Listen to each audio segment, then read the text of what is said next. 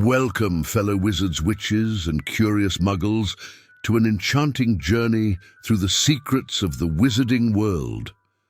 Today we unravel a mystery that has puzzled many a fan. Why did Voldemort fail to make the Sword of Gryffindor a Horcrux? Prepare to be spellbound as we uncover the reasons behind Voldemort's greatest oversight and the sword that stood as a testament to the indomitable spirit of Gryffindor. So here we go. To complete his collection of Horcruxes, Voldemort needed an object that belonged to Gryffindor, but the problem was that the object was the sword, which could not become a Horcrux. The Dark Lord successfully turned Slytherin's locket, Ravenclaw's diadem, and Hufflepuff's cup into Horcruxes, but he made a mistake with the object from the last Hogwarts founder. One theory suggests that if Voldemort had somehow stolen the only artifact, Gryffindor's sword, it could not have been turned into another Horcrux. So what do we know about Horcruxes? Any object can be made into a vessel for one's soul, but for a wizard, especially one as powerful as Voldemort, it would be somewhat strange to store a piece of his soul in a matchbox. Since Voldemort was an arrogant wizard from a very young age, he decided to create Horcruxes from objects deeply rooted in the history of the magical world. The Sword of Gryffindor, which appeared throughout the plot, was certainly one of such objects. The first object Voldemort turned into a Horcrux was his diary.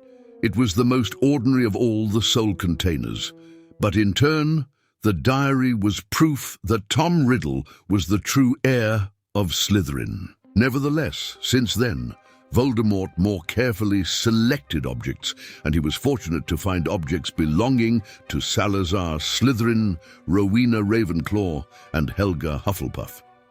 All he needed to complete the collection was an object from Godric Gryffindor. In the Chamber of Secrets, readers and viewers first met the Sword of Gryffindor, which came to Harry in a moment of great need. This sword was kept in Dumbledore's office until Snape secretly passed it to Harry in the last part. Dumbledore noted that the blade was the only known artifact of Godric Gryffindor, and since it was not a Horcrux, readers and viewers could understand that Voldemort had not gotten his hands on it. But the Sword of Gryffindor was forged by the Goblin Ragnarok I, and therefore it only absorbs what strengthens it. The blade was imbued with everything it came into contact with, under one condition. If that substance helped the blade become stronger, a more powerful weapon. This is why the sword was capable of destroying Horcruxes. Harry stabbed the basilisk with it, and the blade absorbed one of the few substances that could destroy Horcruxes, its venom. Consequently, the sword is resistant to everything that could damage or weaken it. It is known that objects made by goblins serve their owners for centuries, and the metal only becomes stronger. Thus, the Sword of Gryffindor cannot be weakened and made vulnerable, which is exactly what a fragment of Voldemort's soul would have done. Horcruxes are powerful, but not as durable. In the series, we saw that a Horcrux can be destroyed in several ways, among them basilisk venom or fiendfire. Yes, these are quite specific methods, but it is evident that any Horcrux is much more vulnerable than the sword itself. If the sword had become a Horcrux, it would have lost its indestructibility, as it would at least be vulnerable to fiendfire and basilisk venom, things that otherwise it would simply swallow in its natural state. Since the very purpose of the sword is to absorb only what makes it stronger, and conversely, to reject everything that could weaken it, the Gryffindor artifact could not become a Horcrux, unlike the relics of the other Hogwarts founders. Obviously, there is no precise answer to this question.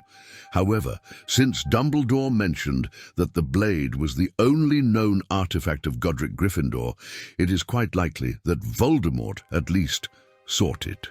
On the other hand, since the Dark Lord must have known about the nature of the sword's creation, he must have understood that it could not inherently become a Horcrux.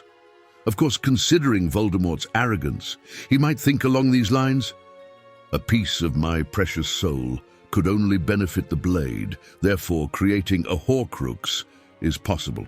In The Half-Blood Prince, Dumbledore also told Harry that by the time Voldemort entered his parents' house, he lacked one Horcrux. From this arose the assumption that the Dark Lord wanted to use the murder of Harry as the creation of the last Horcrux, seeing this as a symbolic end to the threat to his power. The Sword of Gryffindor would have been an ideal Horcrux, but the murder of Harry was also suitable. The Potters lived in Godric's Hollow, the place where Godric Gryffindor was born, so Voldemort could consider creating a Horcrux in this place as an acceptable alternative for himself.